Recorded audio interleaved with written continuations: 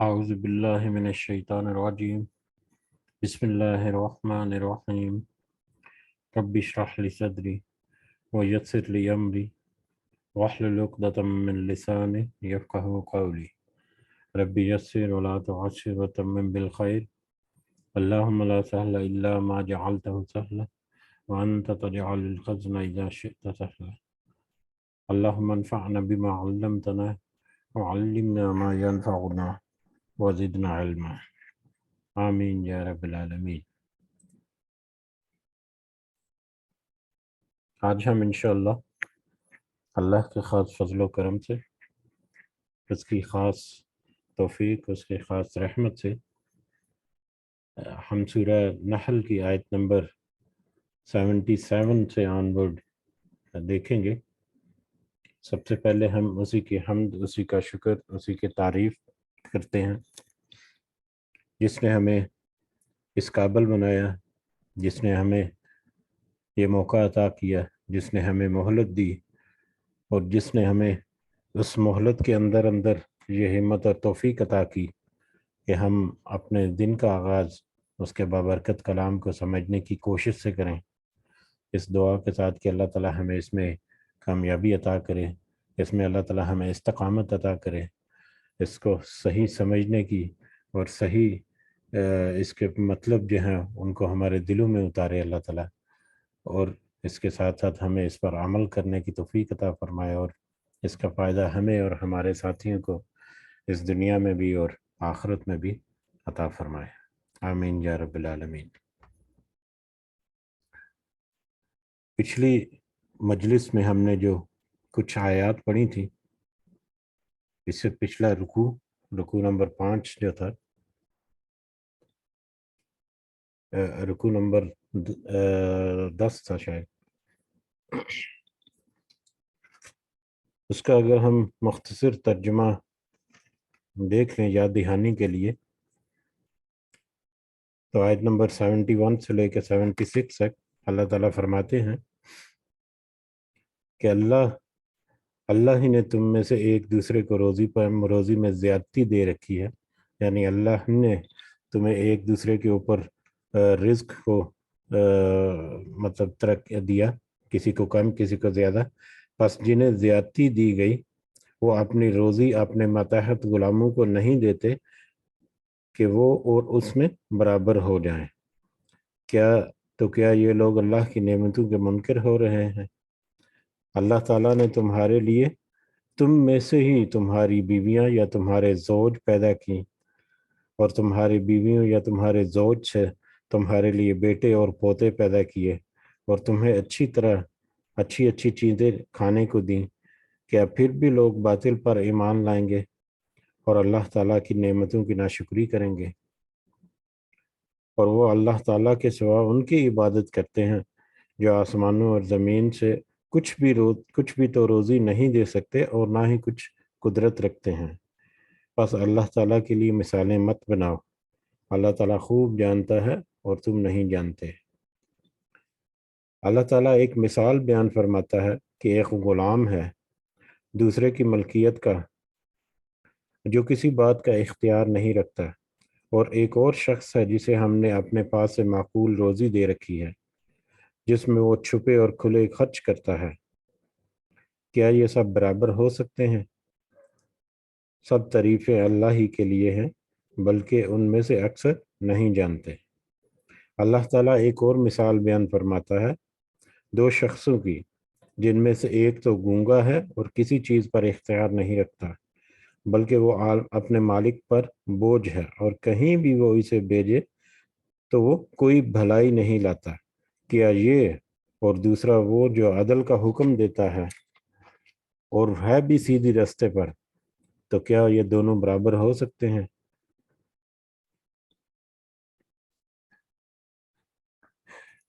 اس کے بعد ہم اپنے آج کے سبق کی طرف بڑھتے ہیں، آیت نمبر 77 سے آنورڈ۔ اعوذ باللہ من الشیطان الرجیم۔ وَلِلَّهِ غَيْبُ السَّمَاوَاتِ وَالْأَرْضِ، اور اللہ کے لیے ہے آسمانوں اور زمین کا غیب۔ वमा अम्र الساعة، اور نہیں ہے معاملہ قیامت کا، الا کلم ہے، مگر جھپکنے کی طرح، البصر آنکھ، مگر آنکھ کے جھپکنے کی طرح، او ہوا اقرب، یا وہ اس سے بھی زیادہ قریب ہے۔ آسمانوں اور زمین کے سارے غیب اللہ ہی کے لیے ہے، اور قیامت کا معاملہ تو پلک جھپکنے یا آنکھ جھپکنے کی طرح ہے، یا اس سے بھی زیادہ قریب ہے۔ اللہ ہی کے لیے غیب، غیب کیا ہے؟ بہت دفعہ پہلے ہم جانتے ہیں اسے، کہ جو بھی چیز ہماری آنکھوں سے اوجل ہے، ہماری سماعت سے اوجل ہے، ہمارے وہم و گمان سے بھی اوجل ہے، وہ ساری کی ساری چیزیں جن کو ہم دیکھ نہیں سکتے، وہ غیب سے ہیں، غیب ہیں۔ اور اللہ کے لیے غیب کا مطلب کہ اللہ کے علاوہ کوئی غیب کا علم نہیں جانتا، یا سارے کے سارے غیب تو اللہ ہی کے علم میں ہے۔ غیب کی بہت ساری صورتیں ہیں، بہت ساری صورتیں، جن میں سے کچھ کا ذکر اللہ تعالیٰ نے ہمیں کر دیا تاکہ ہم اندازہ کر سکیں کہ وہ کیا چیزیں ہیں، جیسے جنت اور جہنم ہے، اس کا ذکر، فرشتے ہیں، ان کے بارے میں کچھ معلومات ہمیں دے دی۔ اس کے علاوہ بہت ساری چیزیں جو ہم جن کو دیکھ نہیں سکتے، ہم دعا کرتے ہیں، لیکن اب اس دعا کا جو نتیجہ ہے وہ کیا ہمیں ملے گا، کیسے ملے گا، کیا ہمیں اس دنیا میں ہی اس دعا کا کوئی نتیجہ ملا، اس کے بدلے میں کچھ ہمیں آسائش ملی، یا اس دعا کو اللہ تعالیٰ نے محفوظ کر لیا قیامت کے دن، یہ بھی غیب کی طرف سے، غیب میں ہیں۔ تو غیب کی بہت ساری چیزیں، بہت ساری برانچز ہیں جو کہ انسان کے سمجھ سے، یا انسان کی عقل سے، یا انسان کی بصارت سے، اس کی سماعت سے باہر ہیں۔ لیکن اللہ تعالیٰ کے لیے کوئی غیب نہیں، کیونکہ وہ تو ہر چیز کو جانتا ہے جو ہم نہیں جانتے، جو انسان نہیں جانتی، جو پورے کائنات، پوری کائنات کے جو جتنے اسرار و رموز ہیں، ہر چیز سے اللہ تعالیٰ واقف ہے، کیونکہ وہ تو ہر چیز کا خالق اور مالک ہے۔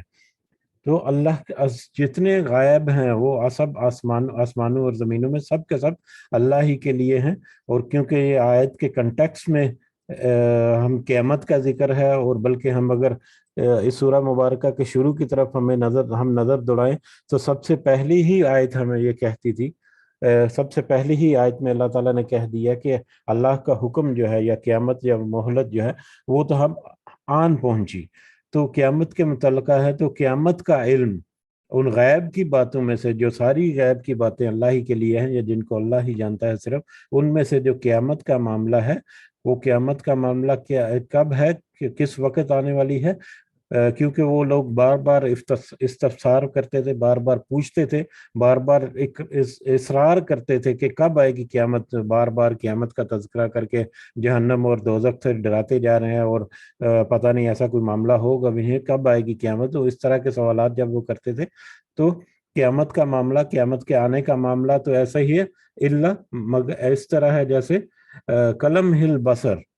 کہ آنکھ کے جھپکنے کی طرح، پلک جھپکنے کی طرح، اتنی کم مدت میں، یا اتنی ہمارے سروں کے اوپر قیامت کھڑی ہے کہ آنکھ جھپکتے ہی وہ آ سکتی ہے، کسی بھی وقت آ سکتی ہے، او ہو اقرب، یا اس سے بھی زیادہ قریب، یا اس سے بھی کم لمحے میں، یا اس سے بھی کم وقت میں قیامت بپا ہو سکتی ہے۔ وہ تو صرف اور صرف اللہ کے حکم کی منتظر ہے، جیسا کہ ہم نے ایک حدیث کو کچھ دفعہ ہم نے یاد کیا کہ حضرت اسرافیل علیہ السلام، قیامت کا منظر جو ہے، یا قیامت کتنی قریب ہے، کسی بھی وقت بپا ہو سکتی ہے، اس کا اندازہ کرنے کے لیے وہ حدیث ہمیں ایک گائیڈ لائن دیتی ہے کہ کس طرح سے حضرت اسرافیل جو ہیں وہ اپنے منہ میں سور لیے، اپنے کانوں کو اللہ کی طرف لگائے، اللہ کی آواز، اٹینٹیو کھڑے ہیں، اور وہ انتظار کر رہے ہیں کہ کب اللہ کا حکم آئے اور وہ سور پھونکنا شروع کر دیں۔ اس طرح سے قیامت جو ہے ہمارے سروں کے اوپر کھڑی ہے۔ اور قیامت، اگر کوئی یہ سمجھے کہ قیامت کی بڑی چھوٹی نشانیاں، بہت ساری نشانیاں باقی ہیں، وہ دجال آنے والا ہے، اور وہ آنے والا ہے، اور باقی جو قیامت کی، تو وہ اللہ ہی جانتا ہے کہ کس کس صورت میں کون کون سی علامت جو ہے وہ ظاہر ہو چکی، اور کون سی باقی ہے۔ اور ویسے بھی ہم اپنی زندگی کا اگر تجزیہ کریں تو ہماری زندگی ہی ہماری مہلت ہے۔ جیسے ہی ہماری زندگی ختم ہو گئی تو سمجھے ہمارے لیے قیامت کے آثار شروع ہو گئے، ہماری قیامت تو شروع ہو گئی۔ تو اس لیے قیامت کا لمحہ کسی بھی وقت شروع ہو سکتا ہے، اور قیامت سے پہلے وہ مہلت بھی اگر دیکھیں تو آسا گھڑی جو ہے، مہلت کی گھڑی بھی اگر اس کا مطلب لیں تو وہ بھی کسی بھی وقت مطلب آ سکتی ہے، اچانک آتی ہے، اور موت ایسے اچانک آتی ہے کہ انسان دھنگ رہ جاتا ہے۔ اس کے بارے میں بھی کچھ آیات میں پیچھے تذکرہ گزرا۔ تو وہ قیامت کے گھڑی کا معاملہ جو ہے، امر الساعہ، وہ گھڑی کا یا اس وقت کا معاملہ یا قیامت کا معاملہ، وہ اتنا ہی قریب ہے جیسے کہ پلک جھپکتے ہی وہ اچانک سے آ جائے، یا اس سے بھی زیادہ قریب، اس سے بھی پہلے، پلک جھپکنے سے بھی پہلے وہ قیامت آ جائے۔ وہ تو اللہ تعالیٰ کے حکم کا انتظار کریے، اور جب اللہ تعالیٰ حکم دیتے ہیں یا کسی چیز کا ارادہ کرتے ہیں تو جیسے پچھلی آیت میں ہم نے پڑھا، تو وہ تو کن کہتے ہیں اور وہ چیز ہو جاتی ہے یا وہ امر ہو جاتا ہے۔ ان اللہ علی کل شیء قدیر، بے شک اللہ ہر چیز پر قدرت رکھتا ہے، ہر چیز اسی کے احاطہ قدرت میں ہے۔ جب وہ چاہے، جس وقت وہ چاہے، جس چیز کو چاہے وہ قائم کر دے، وہ معاملہ جو ہے وہ حکم دے دے۔ واللہ اخرجکم من بطون امہاتکم، اور اللہ ہی ہے جس نے نکالا، اور اللہ اس نے نکالا تمہیں پیٹوں سے، تمہاری ماؤں کے پیٹوں سے تمہیں نکالا۔ لا تعلمون شیئا، نہیں تم جانتے تھے کچھ بھی۔ وجعل لکم السمع والابصار، اور اس نے بنائے تمہارے لیے کان اور آنکھیں، والافئدہ اور دل، لعلکم تشکرون، تاکہ تم شکر کرو۔ اور اللہ ہی نے تمہیں نکالا ماؤں کے پیٹوں سے، ماؤں کے پیٹوں سے اللہ ہی نے نکالا۔ یہ جو ڈیلیوری یا برتھ کا عمل ہے، یہ ایک بہت ہی مشکل اور بہت ہی کمپلیکیٹڈ ایک عمل ہے، جس کا ہمیں بہت اچھی طرح سے اندازہ ہے، اور وہ اللہ ہی ہے جو خاص اپنا فضل و کرم رکھتا ہے دونوں انسانوں کے اوپر، کہ ماں اور بیٹا، خدا نہ خواستہ اگر اللہ کی آزمائش مطلوب نہ ہو تو کس طرح سے ایک مشکل وقت سے گزر کر مطلب یہ انسان جو ہے وہ دنیا میں آتا ہے۔ اس سے پہلے انسان کی کیا حیثیت اور کیا قدر و منزلت تھی، اس کا اندازہ ہمیں اس آیت کے ایک حصے سے ملا، کہ انسان کو اللہ تعالیٰ نے پیدا کیا ایک نطفے سے، ایک بے قدر پانی سے، لیکن پھر اس کے اوپر نعمتیں کی، ماں کے پیٹ کے اندر اس نے قرار پکڑا، وہاں سے اس نے اپنے خوراک حاصل کی، اپنا جسم کو بڑھایا، پھر وہ دنیا میں جب آیا تو پھر اللہ تعالیٰ کی بے شمار نعمتوں کو استعمال کرتے ہوئے کھڑا ہوا، اور جب وہ بالغ ہوا اور عاقل ہوا اور انڈیپینڈنٹ ہوا تو اللہ ہی کے سامنے جھگڑا شروع کر دیا، اللہ ہی کی بابت، یا اللہ ہی کے سامنے اکڑ کر تکبر کرنا شروع کر دیا۔ بہرحال اس نے ہی تمہیں ماؤں کے پیٹوں سے نکالا، یہ ایک خاص فضل سے، ایک بڑی رحمت اور کرم سے اس دنیا میں اس نے وہ لے کر آیا تمہیں، یا اس نے تمہیں بھیجا، اور اس حالت میں کہ لا تعلمون شیئا، کہ تم کچھ بھی نہیں جانتے تھے۔ انسان جب پیدا ہوتا ہے تو اس کو ایک انتہائی کمزور اور لاغر اور کی بالکل ہی ناتوا ہوتا ہے، کچھ بھی ہمت اور طاقت نہیں ہوتی، بلکہ اگر دیکھا جائے تو جتنے جاندار ہیں اس کائنات میں، اس میں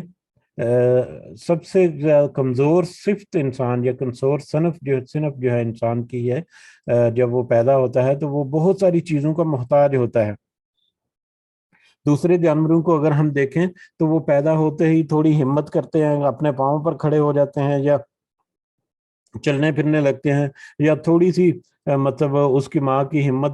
بڑھانے سے وہ جو ہے وہ ایٹ لیسٹ جو ہے تھوڑا بہت سنبھل جاتے ہیں۔ لیکن انسان کا بچہ ایسا ہے کہ بالکل ہی کمزور اور لاغر، اور بالکل ہی ڈیپینڈنٹ ہوتا ہے اپنے والدین کا یا دوسرے افراد کا۔ تو جب وہ دنیا میں آتا ہے تو بلکہ انسان جب دنیا میں آتا ہے تو صرف دو ہی چیزیں اس کی فطرت میں یا اس کی مطلب قدرت میں جو سامنے اس کے آتی ہیں۔ ایک تو جب اس کی آپ ہتھیلی کو آپ ٹچ کریں انگلی کے ذریعے تو وہ اس کو پکڑتا ہے، ٹھیک ہے، تو سیفٹی اور سیکیورٹی کے لیے جبلت میں ہے اس کی۔ اور دوسرا جب اس کے ہونٹ کے ساتھ مطلب انگلی لگائی جائے تو وہ اس کو چوستا ہے، یعنی خوراک حاصل کرنے کے لیے۔ تو سیفٹی اور سیکیورٹی اور اپنی خوراک حاصل کرنا، یہ اس کی جو پہلی حصے ہیں جو انسان بڑے مطلب واضح انداز سے محسوس کر سکتا ہے، وہ یہ دو ہوتی ہیں۔ اس کے بعد اللہ تعالیٰ اس میں مزید ہمت اور طاقت دیتا ہے، وہ خوراک استعمال کرتا ہے، اللہ تعالیٰ کی بے شمار نعمتوں کو استعمال کرتے ہوئے پھر وَجَعَلَ لَكُمُ السَّمْعَ وَالْأَبْصَارَ، اور کان اور آنکھیں بنائی، والافئدہ اور دل، کان اور آنکھیں بنائی۔ کان اور آنکھیں فزیکل اجزاء جو ہیں وہ تو ظاہر ہے اس کے ساتھ ہوتے ہی ہیں انسان کے ساتھ، لیکن اس میں جو اس کی جو لاجیکل مطلب پہلو ہے، اس کا دوسرا پہلو ہے کہ سننے کے قابل اس نے بنایا، جو کیا چیز اچھی ہے، کیا چیز بری ہے، کیا چیز جو ہے وہ اس کے کون سی باتیں اس کے حق میں بہتر ہیں، کون سی چیزیں جو ہیں وہ اس کے حق میں بہتر نہیں ہیں۔ تو سننے کی حس یا سننے کی صلاحیت یا سننے کا جو ایک لاجیکل مطلب انڈرسٹینڈنگ ہے، وہ والابصار، اور آنکھیں، وہ کیا دیکھتا ہے، وہ اس کو کیا نظر آتا ہے، اس کی بصیرت کیسی ہے، مطلب کون سی چیز اچھی ہے، کون سی چیز بھلی ہے، کون سی چیز اس کے لیے فائدہ مند ہے۔ والافئدہ، اور دل، یہاں پر اس کا دل اکثر ترجموں میں اس کا مطلب جو ہے وہ دل ہی کیا گیا ہے، لیکن اس کا صحیح معنی یا مطلب جو گہرا معنی ہے وہ عقل اور شعور ہے۔ یا اللہ تعالیٰ نے پھر انسان کو سننے کے لیے کان اور دیکھنے کے لیے آنکھوں کے ساتھ ساتھ سوچ سمجھ رکھنے کے لیے عقل اور شعور جو ہے وہ بھی عطا کیا۔ کان اور آنکھیں جو ہیں وہ تو دیکھنے میں مطلب ایک ظاہری اعضاء بھی ہیں، لیکن دل یہاں پر ویسے دوسرا مطلب بھی ہوتا ہے، یہاں پر جو اس کا صحیح معنی ہے وہ عقل اور شعور ایک سکل ہے اس کی، یا ایک اللہ تعالیٰ کی طرف سے ایک خاص عنایت ہے، جس کو جو وہ مختلف خواص ہمسا جو ہیں، جس میں کان اور آنکھیں جہاں پر ذکر ہوا، ان کو استعمال میں لاتے ہوئے اپنے عقل اور شعور سے اپنی بتدریج اصلاح کرتا ہے، بتدریج اپنے آپ میں امپروومنٹ لاتا ہے، بتدریج اس میں ترقی کرتا ہے، سوچتا سمجھتا ہے کہ کیا چیز اس کے لیے بھلی ہے، کیا چیز اس کے لیے اچھی ہے، اور کیا چیز اس کے لیے نقصان دہ ہے۔ اور یہ ساری چیزوں کو سوچ کر، سمجھ کر اور دیکھ کر، سن کر اور دیکھ کر، وہ اپنے عقل اور شعور کے ذریعے سے ایک پروسیس کرتا ہے، اور پھر وہ سارا کچھ جانچ کر اپنے لیے کچھ جو اللہ تعالیٰ نے اختیار دیا ہے، اس اختیار کو استعمال کرتے ہوئے اپنے لیے پھر فیصلہ سازی کرتا ہے کہ مجھے کس راستے پر چلنا ہے۔ اب جب وہ فیصلہ سازی کرتا ہے راستہ چوز کرنے کا، تو پھر اس میں آ کر پھر وہ ڈنڈی مار جاتا ہے کہ اپنے دنیا کی خواہشات یا اپنے جو دنیا کی آسائشیں ہیں، دنیا کا مال و دولت ہے، یا اپنا رکھ رکھاؤ ہے، اپنے آباء و اجداد کی مطلب جو طریقے ہیں ان کے اوپر چلنا، پھر جب وہ اس فیصلہ لے کر اس راستے کو اپناتا ہے تو پھر اس کا مطلب ہے کہ وہ گمراہی کی طرف جان بوجھ کر چلا گیا۔ بہرحال یہاں پر اللہ تعالیٰ نے ایک اور نشانی اس کی اپنی بتا دی کہ اسی نے تمہیں ماؤں کے پیٹوں سے نکالا جبکہ تم بالکل ناجان تھے، بالکل بے سمجھ تھے، بالکل کچھ بھی نہیں جانتے تھے، اور کچھ بھی نہیں عقل رکھتے تھے، کچھ بھی علم نہیں رکھتے تھے، اور پھر اس نے تمہارے لیے کان اور آنکھیں بنائی، اور تمہیں عقل اور شعور جو ہے اس سے بھی نوازا تاکہ تم اس کا شکر ادا کرو۔ شکر ادا کرنے کا سب سے بہترین طریقہ ہے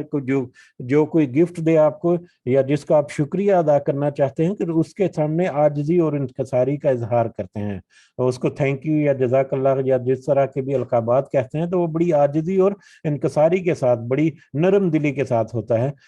تو اسی طرح سے اللہ کی نعمتوں کا شکر ادا کرنا اس کے سامنے عاجزی ہے، اس کے سامنے انکساری ہے۔ اگر کوئی شخص عاجزی اختیار نہیں کرتا تو وہ اللہ کا شکر ادا نہیں کرتا۔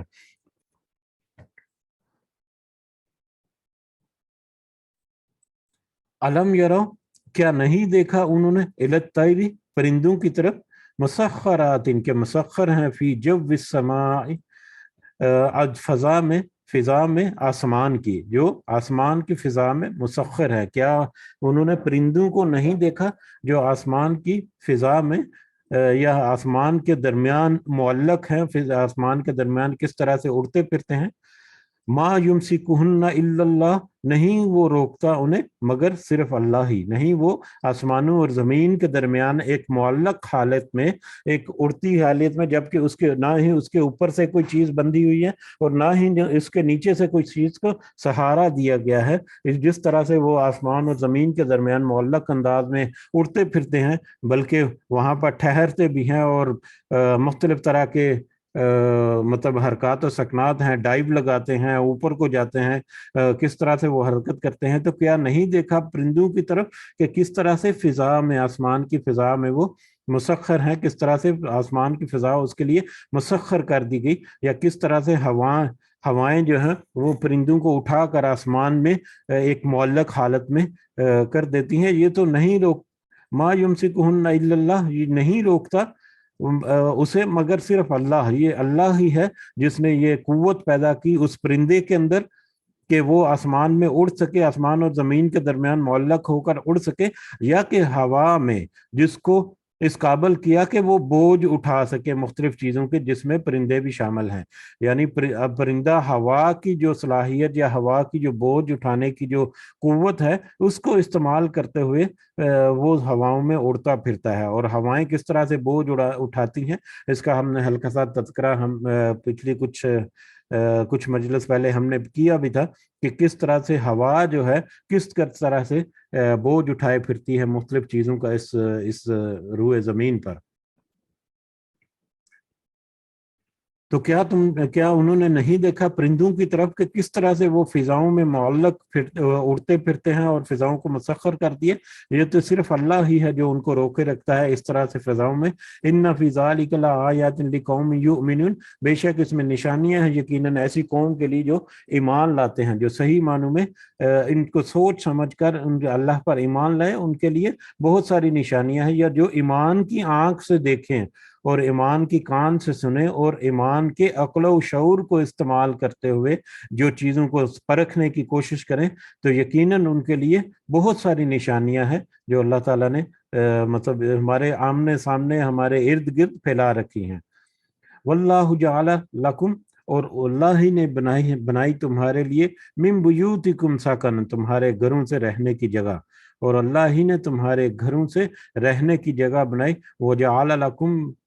اور بنائے تمہارے لیے، من جلود الانعام، چوپاؤں کے جلدوں سے یا چوپاؤں کے چمڑوں سے، بیوتن گھر،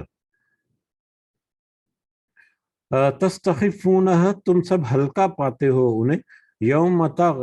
یوم ظعنکم، اس دن جس دن سفر کرتے ہو، یا سفر کے دن، اپنے سفر کے دن، ویوم اقامتکم، اور اپنی اقامت کے دن۔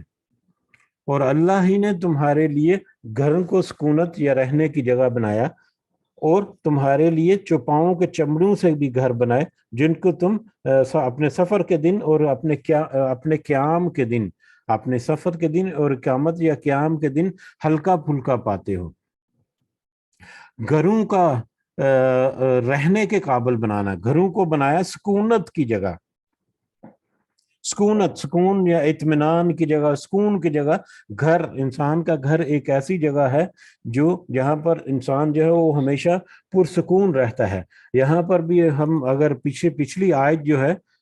جس میں اللہ تعالیٰ نے کان اور آنکھیں اور دل، عقل اور شعور جو دیا انسان کو، عقل اور شعور کو استعمال کرتے ہوئے اور باقی جو خواص ہیں، باقی جو سکلز ہیں، ان کو استعمال کرتے ہوئے انسان جو ہے بتدریج ترقی کرتا ہے، بتدریج امپروومنٹ لاتا ہے، بتدریج وہ مطلب بہتری لانے کی کوشش کرتا ہے اپنی زندگی میں۔ لیکن وہی معاملہ کہ جس زندگی میں بہتری لانے کے چکر میں جہاں پر اس کو زیادہ خوشی محسوس ہوتی ہے، یا جن معاملوں کو زیادہ وہ افضلیت دیتا ہے، اس کے مطابق جو وہ فیصلے کرتا ہے، تو وہ گمراہ کن وہ پوائنٹ ہوتا ہے اصل، جہاں پر اس نے رستہ چوز کرنا ہے کہ کس رستے پر چلتے ہوئے اس کو کون سی منزل کی طرف بڑھنا ہے۔ تو یہاں پر بھی کہ اللہ تعالیٰ نے گھروں کو رہنے کی جگہ سکونت بنایا، سکون کی جگہ۔ ایک تو یہ ہے کہ مختلف جگہوں پر جب انسان گھر بناتا ہے اپنے سکلز کو، تو گھر کے علاوہ اگر کہیں وہ مہمان گیا ہوا ہے تو وہ بھی جتنا بھی پرآسائش گھر ہو، کہیں ہوٹل میں قیام پذیر ہے، جتنا بھی پرآسائش وہ ہوٹل ہے، جتنے پرآسائش ٹورزم پوائنٹس ہیں، اور یہ وہ جو سکونت اور جو اطمینان اور جو سکون انسان، جو آرام انسان اپنے گھر میں پا سکتا ہے، وہ کسی دوسری جگہ پر اس کو نہیں ملتا، چاہے اس کا گھر جو ہے وہ کتنا ہی چھوٹا ہو یا کتنا ہی کم فیسلٹیز والا ہو، لیکن اس کے گھر کے اپنے گھر کے اندر اس کو جو اطمینان اور جو سکون ملے گا وہ دوسری جگہوں پر بہت کم نصیب ہوتا ہے، نہیں ملتا۔ اور پھر تمہارے لیے چوپاؤں کے چمڑوں سے گھر بنائے۔ پہلے زمانے میں لوگ جلدوں سے جو جانوروں کے جو جلدیں ہیں، چمڑے ہیں، ان چمڑوں سے بھی سی کر ان کو آپس میں خیمے اور ٹینٹس وغیرہ بنائے جاتے تھے۔ جب قافلے وغیرہ سفر کرتے تو رستے میں جہاں پر بھی پڑاؤ ہوتا ہے عارضی طور پر، تو عارضی طور پر پڑاؤ جو ہے اس کو بھی یہاں پر گھر لکھا گیا، بیوتن، اور چمڑوں سے بھی گھر بنائے، یعنی عارضی طور پر تمہارے لیے وہ ٹینٹ اور خیمے وغیرہ جو ہیں وہ بھی تمہارے لیے ان چوپاؤں کے چمڑوں سے اللہ تعالیٰ نے مطلب بنائے تمہارے لیے۔ یہ بھی ہم اگر پہلے ذکر کریں تو چوپاؤں کے مختلف اجزاء جو ہیں، اس میں اس چوپاؤں کا دودھ اور اس کا اون اور اس کا چمڑا جو ہے وہ مختلف طریقوں سے استعمال کرنے کا ہم نے دیکھا تھا۔ تو اس کا ایک اور مصرف یہاں پر اللہ تعالیٰ نے ذکر کیا کہ اس کے چمڑوں سے تم عارضی گھر بھی، اپنے ٹینٹ اور خیمے بھی بناتے ہو، جہاں پر اپنے سفر کے دوران عارضی طور پر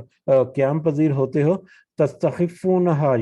تم سب ہلکا پھلکا پاتے ہو انہیں۔ ویسے تو جانور کی جلد جو ہے وہ بڑی بھاری بھرکم ہوتی ہے، لیکن جب وہ خشک کر کے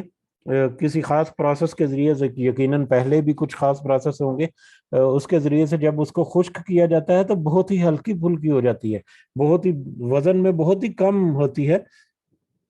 اس کو آسانی سے طے کیا جا سکتا ہے، آسانی سے اس کو اٹھا کر لے جایا جا سکتا ہے۔ وہ تم سب ہلکا پھلکا پاتے ہو انہیں، یوم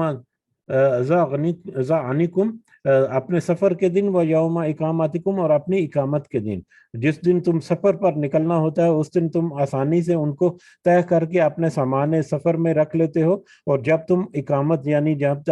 جا کر خیمہ وغیرہ لگاؤ گے تو وہاں پر تم آسانی سے اسے کھول کر اس کو استعمال کر سکتے ہو۔ تو یہ چوپاؤں کے چمڑوں یا چوپاؤں کے جلدوں سے جو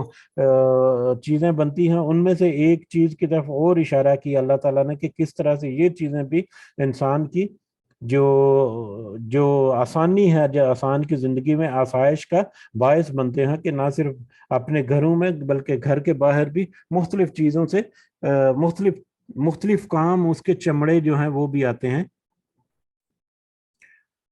ومن اصوافها، اور ان کی اون سے، یا ان جانوروں، چوپاؤں جو ہیں، یہ چوپاؤں کا ذکر ہے، چوپاؤں کی اون سے یا بھیڑ کی اون سے، اصوافها، بھیڑ کی اون کا اس کا مطلب ہے بھیڑ سے جو اون حاصل کی جاتی ہے وہ اوباریہ، اور اونٹ سے جو بال حاصل کیا جاتا ہے، ان کی پشم یا اونٹ کے بال، اوباریہ خاص کر اونٹ کے بالوں کے لیے استعمال ہوتا ہے، واشعاریہ، اور ان کے بالوں سے، دمبے اور بکری کے بال، یعنی مختلف طرح کے جو جانور ہیں ان کی جلد جو ہے، ایک تو چمڑا ہے اس سے حاصل کیا جاتا ہے، چمڑے کے علاوہ ان کے بال جو ہیں، ان کے بالوں سے جو مختلف چیزیں یا مختلف قسم کے بالوں سے مختلف طرح کی چیزیں بنتی ہیں، وہ جو بھیڑوں کی اون اور اونٹ کے بال اور دمبے اور بکری کے جو بال وغیرہ ہیں، ان سے بھی تم اساساً گھر کا کچھ سامان بناتے ہو، وہ متاعن الہین، اور فائدہ اٹھانے کی چیزیں ایک وقت تک کے لیے۔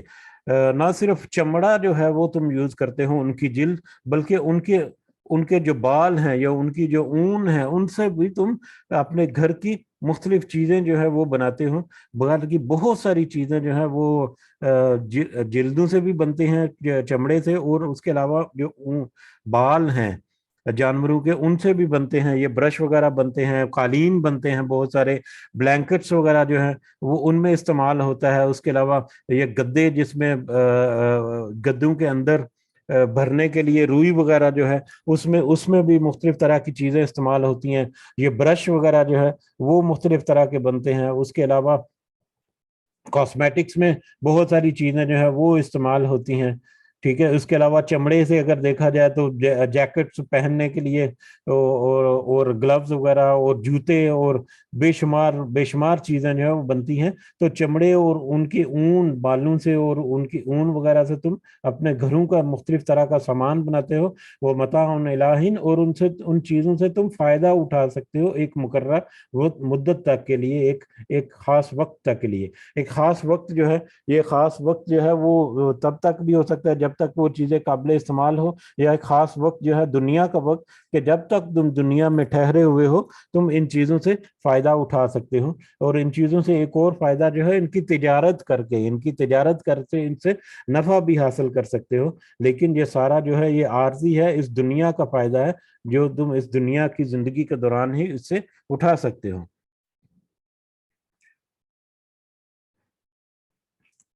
بہرحال اللہ تعالیٰ نے اس آیت میں بھی ہمیں جانوروں کے جو وہ چیزیں جو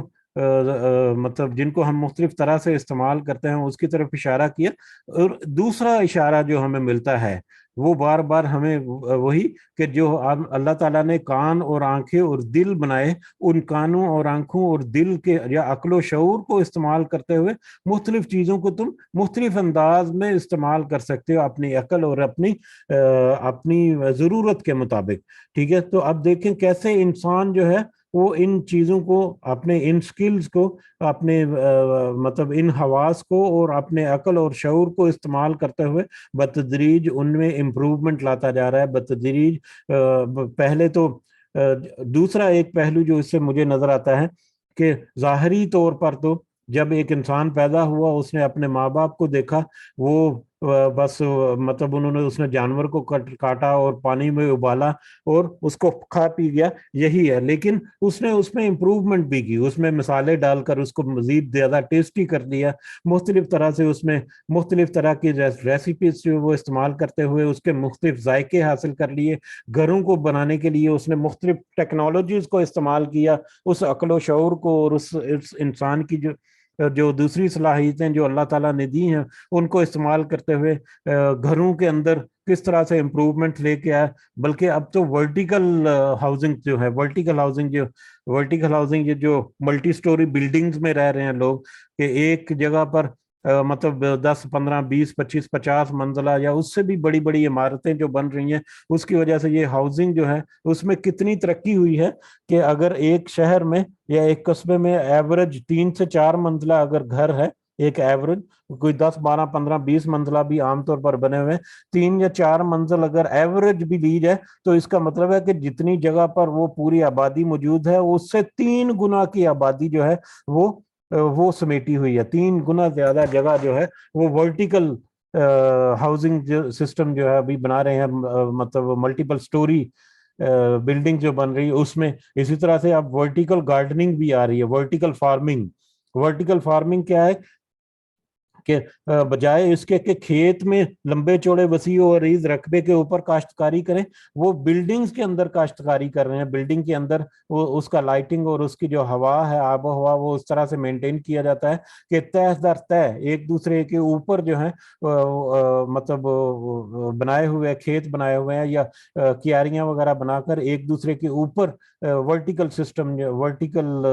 گارڈننگ جو ہے، وہ ورٹیکل فارمنگ جو ہے وہ بھی شروع کی ہے آج کل، جو کہ آج ترقی یا عروج کی طرف جا رہی ہے. تو اس طرح سے انسان کو یہ صلاحیتیں جو دی ان کو مختلف طریقوں سے یوز کر کے وہ اللہ تعالیٰ کی جو نعمتیں ہیں ان میں مزید بہتری لا کر مزید اللہ کی آیات جو ہیں ان کی وہ کھوج لگا رہا ہے. حقیقت میں وہ مزید اللہ کی آیات اس میں سامنے آ رہی ہیں، اس کے سامنے آ رہی ہیں، یا جن کو وہ روزانہ کی بنیاد پر جن کا وہ مشاہدہ کرتا ہے. اسی طرح سے چمڑے کی بہت ساری چیزیں جو آج سے 50 سال پہلے جن کا مطلب سوچ بھی نہیں سکتا تھا، ان سے آج بنائی جا رہی ہیں، اور جن سے 1000 سال 2000 3000 سال پہلے چمڑے کا جو استعمال تھا وہ تو اب کہیں پیچھے رہ گیا. اب چمڑے کو کس طرح سے استعمال کیا جاتا ہے اور مختلف جانوروں کے بالوں کو کس طرح سے استعمال کیا جاتا ہے، انسان کی عقل اور شعور جو ہے وہ استعمال کرتے ہوئے آج جس لیول پر پہنچا، تو اس وقت کے مقابلے میں آج اگر دیکھا جائے تو بہت ساری اضافی جو نشانیاں اللہ تعالیٰ کی، بہت ساری ایسی نشانیاں جو اس وقت موجود نہیں تھی، انسان آج دیکھتا ہے مختلف چیزوں سے مختلف طریقے سے استعمال کرتے ہوئے. جیسا کہ کچھ دن پہلے بھی ذکر ہوا تھا جب وہ گوبر اور خون کے درمیان سے ایک خوشبودار مشروب جو دودھ کا ذکر ہوا تھا کہ کس طرح سے کیمیکل پروسیسز یا کس طرح سے مختلف چیزوں کو ملا کر مختلف چیزیں بنائی جاتی ہیں، یہ انسان کی عقل اور شعور جو اس نے دی اس کے ذریعے سے وہ روزمرہ کی زندگی میں دیکھتا ہے اللہ کے شاہکاروں کو یا اللہ کی قدرت یا اللہ کی نعمتوں کو دیکھتا ہے کہ کس طرح سے وہ پھیلتی جا رہی ہیں، کس طرح سے وہ بڑھتی جا رہی ہیں ایک انسان کے لیے۔ لیکن جو سارا کچھ دیکھ کر بھی ایک انسان جو ہے وہ اپنی عقل سے کام نہ لے تو یقیناً یہ اس کی اپنی ہی چوائس ہے کہ وہ کیوں گمراہی کا راستہ استعمال کرتا ہے۔ واللہ جعل لکم، اور اللہ ہی نے بنایا تمہارے لیے، مما خلق ظلالا، اس میں سے اللہ ہی نے تمہارے لیے بنا دیے ان سے جو اس نے پیدا کی، ظلالن سائے۔ اللہ نے جتنی چیزیں پیدا کی ان سب چیزوں میں ایک چیز جو ہے وہ سایہ بھی ہے جو اللہ تعالیٰ نے پیدا کیا، اور اللہ نے بنا دی تمہارے لیے ان سے جو اس نے پیدا کی سائے، یعنی وہ بے شمار جو چیزیں اللہ تعالیٰ نے پیدا کی اس میں اللہ نے تمہارے لیے سائے بھی بنائے۔ وجعل لکم، اور پہاڑ سائے، پہلا حصہ آیت کا سائے، اللہ نے بے شمار جو چیزیں پیدا کی تمہارے لیے اس میں اللہ نے سایہ بھی بنایا ہے۔ سایہ ایک مکان کا ذکر ہوا جس میں رہنے کی جگہ اللہ تعالیٰ نے بنائی، سکونت کی جگہ بنائی۔ آسمان ساری مکان کے اندر جب چلا جاتا ہے انسان تو سایہ، درختوں کا سایہ، مختلف چیزوں کا سایہ جو ہے وہ مختلف وہ سایہ جو ہے وہ بھی راحت بخش ہوتا ہے۔ گرمی کے دنوں میں دھوپ میں انسان اگر سائے کے نیچے چلا جائے تو اس کو ٹمپریچر میں کمی محسوس ہوتی ہے۔ لیکن رات کو جب میں نے یہ آیت کو دیکھا تو سایہ، اللہ تعالیٰ نے سایہ بنایا، اور سایہ دیکھنے میں کیا ہے، ایک چیز ہے جب روشنی اس کے اپوزٹ اس کے اوپر پڑتی ہے تو اس کی طرف اس کے اپوزٹ ڈائریکشن میں ایک سایہ جو ہے اس کا وہ پڑ جاتا ہے، دیکھنے میں ایک بے چیز ہے۔ لیکن رات کو میرے اچانک ذہن میں آیا کہ یہ جو رات ہے یہ بھی در حقیقت سایہ ہے۔ جب سورج جو ہے زمین، ہم جس جگہ پر موجود ہیں، سورج اس کی اپوزٹ ڈائریکشن میں جب چلا جاتا ہے تو زمین کا سایہ ہے جو ہمیں اوڑھ لیتا ہے رات کی شکل میں۔ تو سایہ جب رات کی شکل میں آتا ہے تو کس طرح سے زندگی بدل جاتی ہے، کس طرح سے انسان کی زندگی بدل جاتی ہے، کس طرح سے پوری زندگی کا نظام جو ہے وہ بدل جاتا ہے۔ تو سبحان اللہ، سایہ جو اللہ تعالیٰ نے پیدا کیا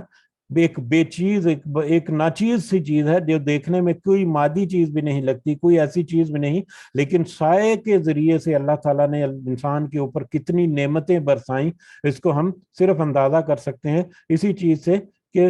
یہ رات جو ہے یہ بھی سائے کی ایک قسم ہے کہ جب سورج دوسری سمت میں چلا گیا تو سایہ آ گیا، اور یہ ایک ٹیکنیکلی بڑی پروون سی چیز ہے، اس میں کوئی شک نہیں ہے۔ جو سایہ اللہ تعالیٰ نے بنایا جو انسان کے مختلف چیزوں کے یا مختلف طرح سے انسان کو اس کی آسائش کے لیے، اس کو سہولت فراہم کرنے کے لیے۔ ظاہری طور پر سایہ جو ہے جب بھی انسان کسی سائے کے اندر آتا ہے تو محفوظ ہو جاتا ہے بہت ساری چیزوں سے، دھوپ سے اور گرمی سے اور اس طرح کے چیزوں سے، لیکن اس کے علاوہ سایہ جو ہے اور بھی مختلف طریقوں سے انسان کے کام آتا ہے۔ وَجَعَلَ لَكُمْ، اور بنائے اس نے تمہارے لیے، من الجبال، پہاڑوں سے، اکنانن، غاریں، اور پہاڑوں کے اندر بھی تمہارے لیے غاریں بنائی۔ پہلے زمانوں میں غاریں جو ہیں وہ بہت ہی اہمیت کی حامل تھی، خاص کر جنگلوں میں اور پہاڑوں میں جب قافلے وغیرہ گزر رہے ہوتے ہیں یا جب کوئی انسان کا چلنا پھرنا ہو تو وہاں پر عارضی طور پر پناہ حاصل کرنے کے لیے یا اس کو مختلف طریقوں سے انسان جو ہے وہ استعمال کرتا تھا۔ بلکہ مطلب اصحاب الکہف جو ہے، مطلب غار کے بندے،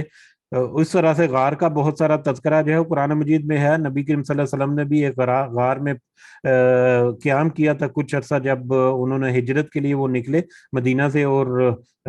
مکہ سے لوگ جو ہے وہ ان کا پیچھا کرتے ہوئے آئے۔ بہرحال غار بھی اللہ تعالیٰ نے پہاڑوں میں بنائے جو انسان مختلف طریقوں سے، مختلف طرح سے ان کو استعمال میں لے کر آتا تھا۔ وجعل لکم سرابیلا، اور اس نے تمہارے لیے قمیصیں بنائی۔ قمیصیں مختلف طرح کے فیبرکس جن کو استعمال کر کے، اس سے پہلے بھی آیات میں آیا تھا جانوروں سے جو اون وغیرہ حاصل کی جاتی تھی اس سے فیبرکس وغیرہ بھی بنتے۔ اس کے علاوہ ابھی جو ذکر ہوا چمڑے کے علاوہ جو اون کا ذکر ہوا اور بال کا ذکر ہوا، ان بالوں اور اونٹوں سے اور بالوں اور جو چمڑے ہیں اس کو بھی استعمال کرتے ہوئے، یا مختلف طرح کے فیبرکس، دھاگا جو ہے وہ استعمال کرتے ہوئے عام قمیصیں جو ہیں وہ بنائی جاتی ہیں، جس سے انسان وہ تقیکم الحر، وہ بچاتی ہیں تمہیں گرمی سے، وہ تمہیں گرمی سے بچاتی ہیں، موسم کے اثرات سے بچاتی ہیں، جسم کو ڈھانپنے کے کام آتی ہیں، اور اس طرح سے مختلف طریقے سے انسان کے کام آتی ہیں قمیصیں۔ وہ سرابیلا، اور قمیصیں خاص قسم کی قمیصیں، تقیکم باسکم، بچاتی ہیں تمہیں تمہاری جنگ میں، اور خاص قسم کی قمیصیں تمہارے لیے جنگ میں بھی تمہیں بچانے کا کام آتی ہیں، جیسے زیریں وغیرہ۔ یہاں پر قمیص جو ہے وہ پچھلی آیات کے کنٹیکس میں اگر دیکھا جائے تو چمڑے کا ذکر ہوا، تو چمڑے سے بھی مختلف طرح کے کا لباس جو ہے وہ بن سکتا ہے، جس میں جیکٹس وغیرہ اور ہلکے پھلکے چمڑے سے پہننے کے لیے کچھ مطلب چیزیں جو ہے بن سکتی ہیں، لیکن اسی چمڑے سے مختلف شکل استعمال کرتے ہوئے یا مختلف طریقے سے اس کو پروسیس کر کے زریں جو بنتی تھیں پہلے زمانوں میں، اور آج بھی اس کے مختلف استعمالات ہوتے ہیں جو جنگوں میں تمہاری حفاظت کے کام آتی تھیں۔ زریں جن کو پہن کر ایک آہنی زریں ہوتی تھیں، لوہے کی ڈھال یا لوہے کا لباس جو ہے وہ بھی پہنا جاتا تھا۔ اس کے علاوہ چمڑے کو بھی مختلف طریقے سے اس کو سخت کر کے اور مختلف تیر در مطلب اس کو لگا کر اس سے بھی کچھ لباس سخت قسم کا، جس سے تلوار کی ڈھال یا تیر وغیرہ سے بچنے کے لیے خاص قسم کا لباس بنایا جاتا تھا، قمیصیں، تو وہ بھی جو جنگوں میں بھی بچاتی ہیں تمہیں۔ تو باہر اللہ تعالیٰ کی طرف سے یہ کچھ اور نشانیاں کہ جس نے تمہارے لیے سایہ بھی پیدا کیا، اور جس نے تمہارے لیے پہاڑوں کے اندر غاریں بنائی جن کو تم مختلف طرح سے استعمال کرتے ہو اپنی آسانی کے لیے، اور اس نے تمہارے لیے قمیصیں بنائی جو تمہیں دھوپ اور گرمی اور موسم کی شدت وغیرہ سے بچاتی ہیں، اور خاص قسم کی قمیصیں، زیریں وغیرہ جن سے تم جنگوں میں اپنی حفاظت کا کام بھی لیتے ہو۔ کذالک یتم نعمتہ، اسی طرح سے وہ پوری کرتا ہے اپنی نعمت کو، علیکم تمہارے اوپر، لعلکم تسلمون تاکہ تم فرمانبردار بن جاؤ۔ اسی طرح سے وہ اپنی نعمتوں کو تمہارے اوپر پوری کرتا ہے، یعنی اسی طرح سے تمہارا جو اللہ کی نعمتیں ہیں، جو عقل اللہ نے تمہیں عقل اور شعور اور مختلف خواص دیے ہیں، ان کو استعمال کرتے ہوئے مختلف موقعوں پر تم مختلف چیزوں کو مختلف انداز سے استعمال کر کے اللہ تعالیٰ کی مختلف نعمتوں کو سمیٹتے ہو۔ اسی طرح سے اللہ تعالیٰ تمہارے اوپر تمہاری نعمتوں کو پوری کرتا ہے، یا اتمام حجت بھی کہہ سکتے ہیں کہ اتمام کرتا ہے، نعمتوں کو تمہارے اوپر وارد کرتا ہے تاکہ تم سب اس کے فرما بردار بنو، تاکہ تم سب یہ سوچو سمجھو، جب عقل کرو تو تم اس بات کو سمجھو کہ تم جس کی نعمتیں استعمال کر رہے ہو وہی ہے جو واحد ہے، اس کے علاوہ کوئی معبود نہیں ہے، تو پھر تم اس کے لیے سر تسلیم خم کرو، اس کے لیے مسلمان بن جاؤ، اسی کے لیے فرما بردار بن جاؤ۔ اور اگر اللہ تعالیٰ کی دی ہوئی نعمتوں کو عقل و شعور کو استعمال کر کے انسان سمجھ نہ سکے، یا سمجھ کر جان بوجھ کر بھی اس سے روگردانی کرے، تو یہ یقیناً اس کی اپنی ہی خطا ہے۔ اسی لیے اللہ تعالیٰ نے بار بار کہا کہ اللہ تعالیٰ تو ان کو گمراہ کر دیتا ہے، یعنی جو انسان جو ہے ان نعمتوں کو بایس طریقے سے، ان بایس طریقے سے نہیں پہچانتا یا ان کے اوپر عمل نہیں کرتا، تو وہ یقیناً گمراہی کا راستہ خود ہی چوز کرتا ہے۔ فَإِن تَوَلَّوْا، پھر اگر وہ سب پھر جائیں، پھر اب نبی کریم صلی اللہ علیہ وسلم کی طرف یہ منسوب ہے، یا ان کی طرف یہ کہا گیا کہ پھر اگر وہ پھر جائیں، فَإِنَّمَا عَلَيْكَ الْبَلَاغُ الْمُبِينُ، تو بے شک صرف آپ کے ذمہ ہے پہنچا دینا واضح طور پر۔ اگر وہ پھر جائیں اس ساری عقل اور شعور ہونے کے باوجود، اور اللہ تعالیٰ کی بے شمار نعمتیں اور بے شمار نشانیاں پا جانے کے باوجود پھر بھی وہ پھر جائیں، پھر بھی وہ انکار کر دیں، پھر بھی وہ ماننے سے رک جائیں یا ماننے سے انکار کر دیں، تو پھر آپ کے اوپر تو پہنچا دینا، واضح طور پر پہنچا دینا آپ کی ذمہ داری ہے، یعنی اللہ تعالیٰ کا پیغام یا نصیحت یا اللہ کا جو کلام ہے اس کو واضح طور پر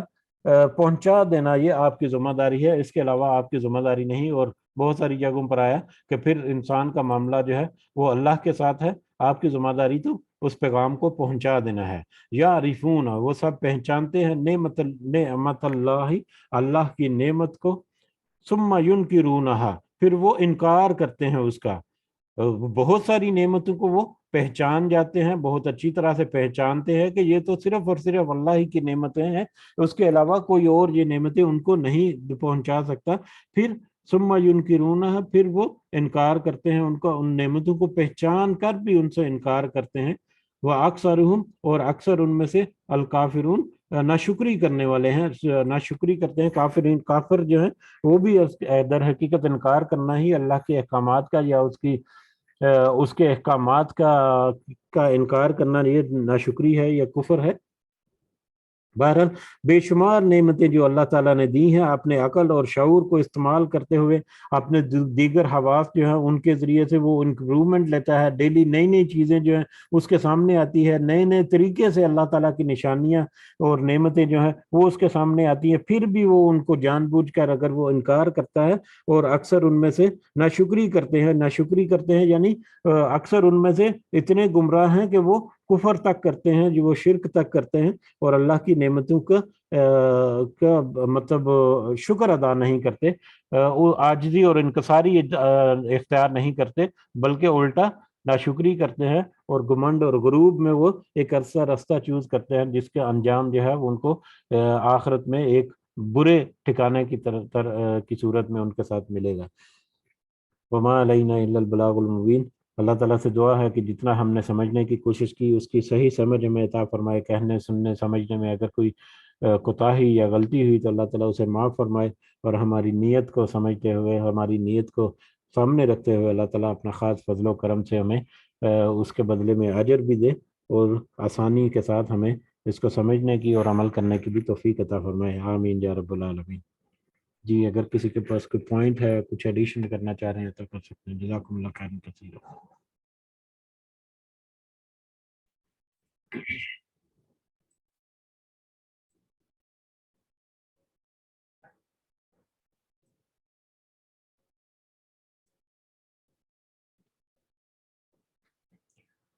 جی اجازت چاہتے ہیں، اس کے ساتھ ہی اللہ تعالیٰ ہم سب کا حامی اور ناصر ہو، ہم سب کے لیے اللہ تعالیٰ جتنے ہمارے مسائل ہیں، جتنے ہمارے پریشانیاں ہیں، مختلف طرح کی پریشانیاں، مالی مسائل، ہمارے گھروں کے مسائل، ہمارے اولاد کے مسائل، ہمارے دیگر جتنے بھی اللہ تعالیٰ کی طرف سے آزمائشیں ہیں، اللہ تعالیٰ ہمیں ان آزمائشوں کے اوپر پورا اترنے کی توفیق عطا فرمائے، اور اس میں اللہ تعالیٰ ہمیں آسانی عطا فرمائے۔ ہمارے والدین کے اوپر اللہ تعالیٰ خاص کر اپنا خاص فضل و کرم رکھے، جو اس دنیا میں حیات ہے، ہمارے والدین، ہمارے بزرگ، اللہ تعالیٰ انہیں خاص فضل و کرم سے صحت سے بری زندگی عطا کرے۔ جو اس دنیا سے گزر گئے ہمارے والدین، بہن بھائی، بزرگ، رشتہ دار، سارے مومنین اور مومنات، اللہ تعالیٰ انہیں سب کو اپنے خاص فضل و کرم سے جنت الفردوس میں اعلیٰ مقام عطا فرمائے۔ اللہ تعالیٰ سے خاص دعا ہے کہ سیلاب سے متاثرہ جو لوگ ہیں، اللہ تعالیٰ انہیں اپنے خاص فضل و کرم سے اس آزمائش پہ پورا اترنے کی توفیق عطا فرمائے، اور اس کے لیے اللہ تعالیٰ آسانی عطا فرمائے۔ آپ بھی جہاں تک ممکن ہو ضرور ان کو ذہن میں رکھیں، جب بھی ممکن ہو، جہاں پر بھی ممکن ہو، اللہ تعالیٰ ہم سب کے لیے کوئی ایسی مصیبت اور آفت نہ آئے جو ہمیں برداشت سے باہر ہو، آمین یا رب العالمین۔ ربنا تقبل منا انک انت السمیع العلیم وتب علینا انک انت التواب الرحیم۔ سبحان ربک رب العزت عما یصفون وسلام علی المرسلین والحمد للہ رب العالمین۔ سبحانک اللہم وبحمدک اشہد ان لا الہ الا انت استغفرک واتوب الیک۔ جزاکم اللہ خیرا۔ السلام علیکم ورحمۃ اللہ وبرکاتہ۔